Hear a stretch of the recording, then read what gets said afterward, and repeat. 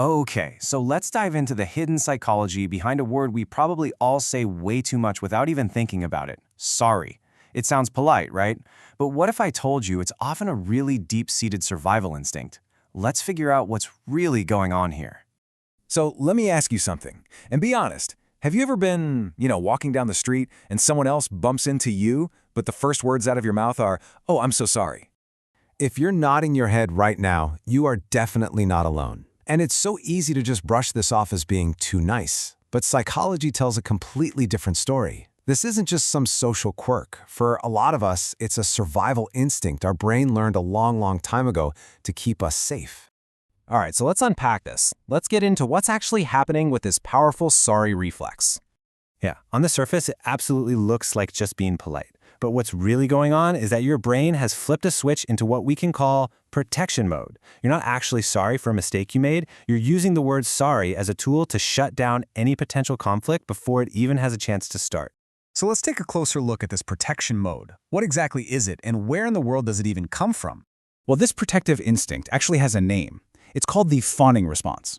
It's this automatic, totally unconscious attempt to dodge conflict by trying to please or, appease whatever your brain thinks is a threat, even if that danger is just someone being mildly annoyed with you. So why do people develop this? Well, it often comes from a few places. Maybe you grew up around a lot of conflict, or you had to deal with really high emotional demands from other people. Or maybe you just have a naturally sensitive, empathetic nature. No matter the reason, you learned early on that saying sorry was the fastest way to make tension just go away. And this quote just hits the nail on the head. For someone with a strong fawning response, an apology stops being just a word. It becomes a shield. You're so tuned in to how everyone else is feeling that you use sorry to make sure the entire room feels secure and calm. But here's the thing. It's not just about avoiding a fight. There's another huge piece to this puzzle, and it's this powerful, deep-seated need for validation from the outside world. You see, our brains are kind of wired with something called a negative bias. All that means is we're way more likely to see a neutral situation as a threatening one. So let's say a friend is being quiet. Your mind might instantly jump to, oh no, they're mad at me, and boom, out comes that reflexive apology, even if they're just, tired. And the result of this bias is massive. Instead of feeling a stable sense of self-worth from the inside, you end up constantly looking for a green light from everybody else. You start needing that approval, that external validation, just to feel like it's okay for you to exist in a space. And what happens then? You start taking responsibility for emotions that have absolutely nothing to do with you. Someone else's bad mood, suddenly that's your fault and you have to fix it. Their stress becomes your problem to solve. You internalize everything. And sorry becomes the default tool you use to try and manage it all. Now, this impulse, it comes from a good place, a place of wanting to feel safe and connected. But being in this constant state of nice comes with a really, really high cost. And get this, here is the huge, mind-bending paradox of it all. Instead of making you safer, psychological research shows that constantly saying sorry when it's not needed, it actually weakens your personal boundaries. Think about it this way. When you say something like, sorry, I can't make it to the party, what you're really doing is asking for permission to have that boundary.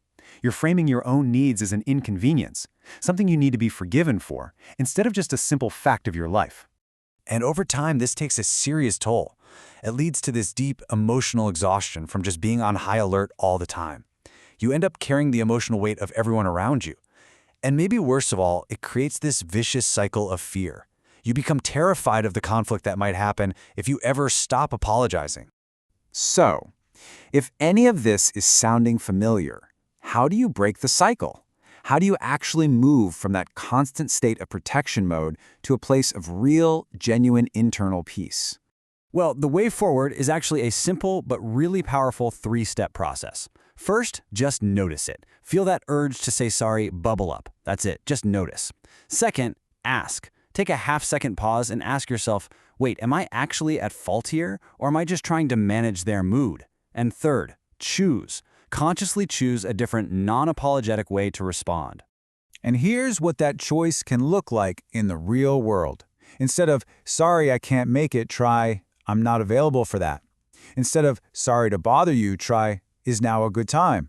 See that tiny shift? It changes everything. It moves you from asking for permission to simply stating your reality with confidence.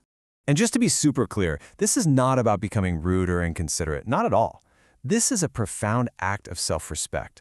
It's about protecting your mental energy and your own internal peace so you can show up as your real, authentic self. So, I'll just leave you with this final thought to chew on. Just imagine all the mental and emotional energy you currently spend worrying about other people, managing their feelings, and over-apologizing. What could you build, what could you create or accomplish with all of that energy if you finally directed it back toward yourself?